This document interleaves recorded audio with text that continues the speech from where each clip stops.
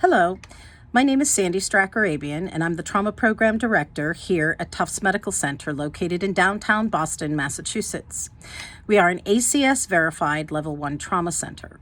And in this segment, I'm going to address how to grow and sustain a hospital-based injury prevention program. One of the first tools in your toolbox should always be turning to your community health needs assessment. Every nonprofit hospital must produce one of these reports at least on a yearly basis. It's a great place to start in order for you to get your finger on the pulse of the community. Oftentimes, injury is at the top of the list. It's important to know who your patient population is. Secondly, it's most important to understand that trauma is a public health concern. And in some cases, issues such as community violence are considered public health emergencies.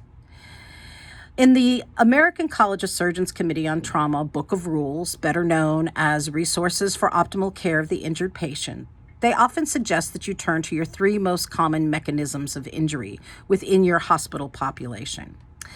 That's a great place to start, but I actually urge you to dig a little bit deeper than that. Think about what types of causes of injury are your most severe in terms of morbidity and mortality. They might not necessarily be your most common mechanisms of injury.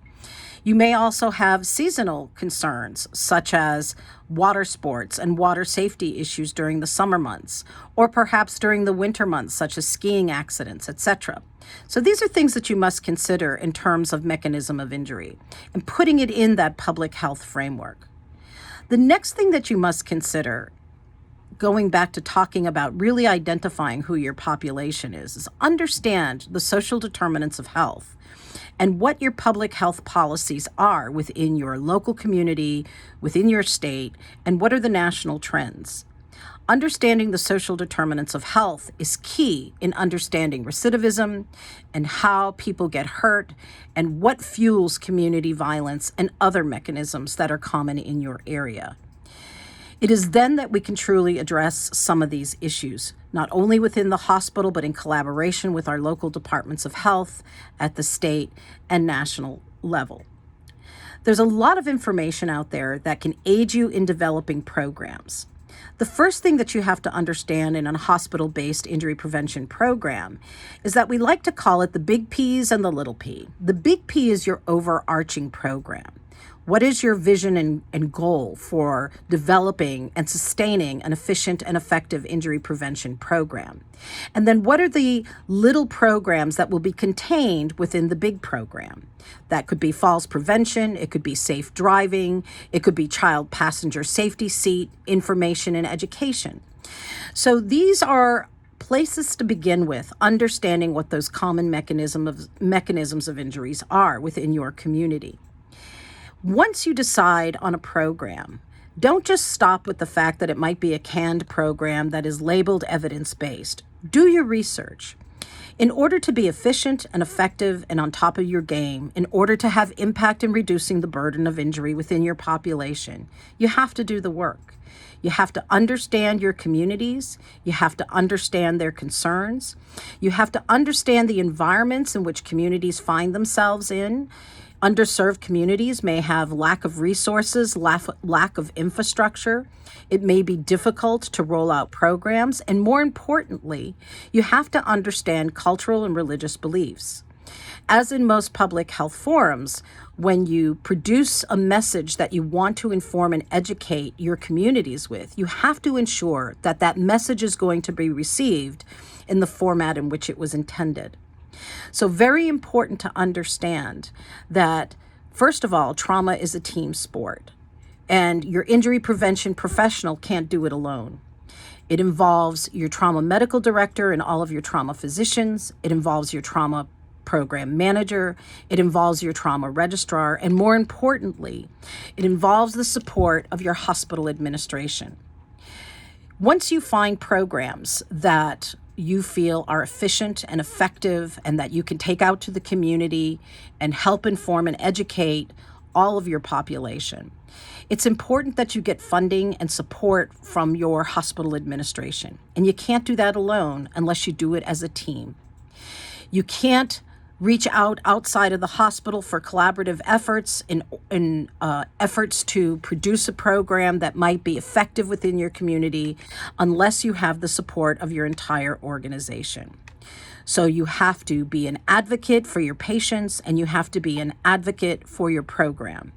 And together as a team is how you build a strong, efficient, and effective program. Your physicians oftentimes are in the public spotlight when something big happens in your community. They were one of the responders, or maybe they handled a particular case. Take advantage of those moments. One thing that we can do in a hospital-based injury prevention is we have something that even departments of public health don't have, and that is that we have those bedside teaching moments. That's the time where we have the patient's attention, the family's attention, where we can educate and inform in helping to reduce the burden of injury. Oftentimes, many of our trauma cases end up with tragic results. And our purpose and our vision and our goals and our mission are to reduce that burden of injury. But in order to understand if the programs that we create are efficient and effective, we must evaluate those programs. We must take little steps one at a time. Once we identify an area or a mechanism of injury, we must find a program or create a program that we feel might be the most efficient and effective program. And we must then reach out to our communities and inform and educate and help them come to see that there is a way in which we can reduce the burden of injury within our communities and populations. But again, oftentimes it takes a team to do this. You might want to consider collaborating with other nonprofit organizations out there, such as Safe Kids, such as the Safe States Alliance. You can't do this alone. And together we can do this at a local level, at a state level, and at a national level. We have to evaluate the programs that we are doing. We have to keep track of how many people we're reaching out to. We have to look at the evidence. And what do I mean by that? Everything that we do in medicine, including injury prevention, is evidence-based. What are some of the local and national trends? What are the programs that are out there? What kind of evidence did they use to inform communities, to provide these programs? How do we measure our success? So these are all things that you must strategize and think about at the very, very beginning. And the best place to begin sometimes when you're ready to roll out a hospital-based injury prevention program is not actually start at the beginning, but start at the end. What is your end goal? What is it that you're trying to achieve?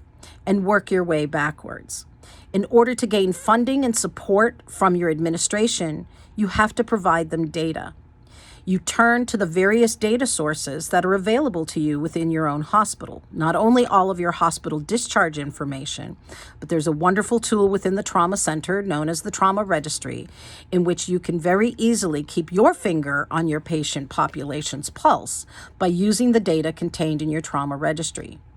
When you combine that data with state data and national data from the CDC and other data sources, you now can aggregate that information and really formulate your own idea as to what will be truly an efficient and effective program.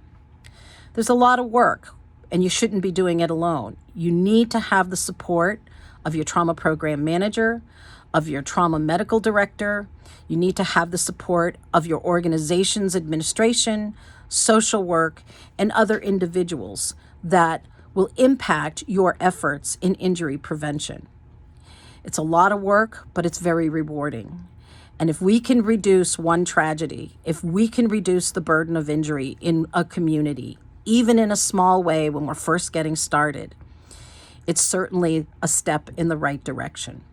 So with that, I wish you all the very best of luck in all of your injury prevention endeavors. Thank you for your time and attention.